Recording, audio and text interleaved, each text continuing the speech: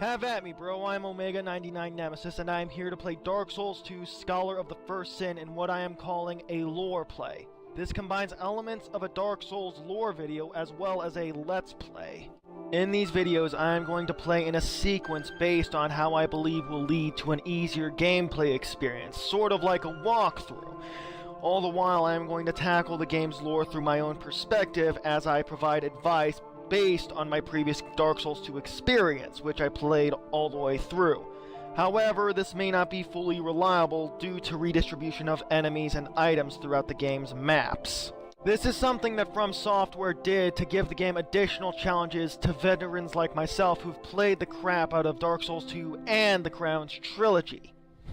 It is because of this that I pre-ordered the game and then did not touch my own copy of Dark Souls 2 so that I could come back fresh, rusty, and ready for a new hell to play through. During the last half-month pre-release, however, I have been playing Dark Souls 1 and bought the Artorias of the Abyss DLC to catch up on the older lore of Dark Souls. This was something I did not have the chance to do prior to Dark Souls 2's original release. This was due to me being hyped up and ready to go into the sequel, as well as some rough and embarrassing stories about my quote-unquote exploits in Dark Souls 1.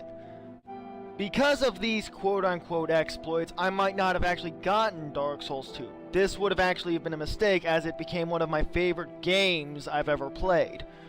And because I was able to play through Dark Souls 2, I tried again with the Dark Souls 1 game recently and found that with the skills I picked up from Dark Souls 2, I was able to both refine those older skills in Dark Souls 1 as well as learn some new tricks playing it.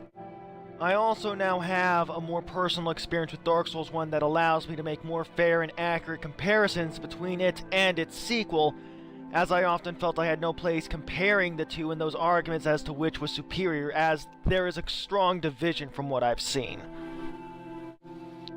With that said, I would recommend that new players start with Dark Souls 2, the original version, then go to Dark Souls 1 before playing Dark Souls 2 Scholar of the First Sin.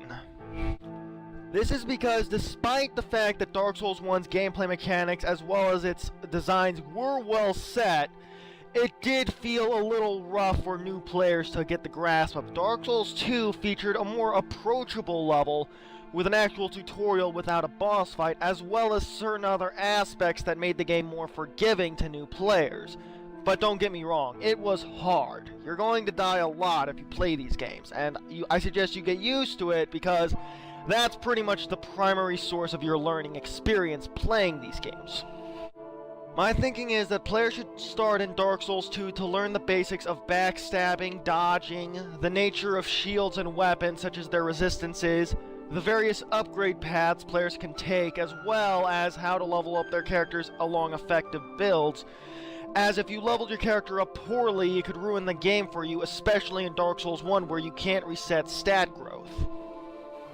Then go into Dark Souls 1 to brush up on the older lore of the series, as well as learn how to parry and riposte, as in Dark Souls 2 they definitely expanded on parrying with the use of certain weapons over shields, as well as doing it with a two-handed weapon. But in Dark Souls 1, it is far easier to learn it once you understand the basics through observations. On a final note, this lore play is going to be relatively clean-cut. Very little language is actually going to be used that would be considered risque, if any at all. Also, there will be little humor as a focus, like I'm not going to be making jokes or one of those comical Let's Plays you see. So if you're not looking for crude or silly moments or a lot of laughs, then go somewhere else. But if you're interested in a more intellectual and more story-driven focus on the Let's Play, then this is definitely the lore play for you. And that's about it. This intro is just roughly 5 minutes long, and it's not something you should have to go and see again if you don't want to. Don't worry about it. Like, skip this in favor of other videos. I will also comment that for the sake of attributing to the lore, I will not talk during cutscenes. Oh, and if you saw my Dragon Age Inquisition Let's Play, I apologize in advance.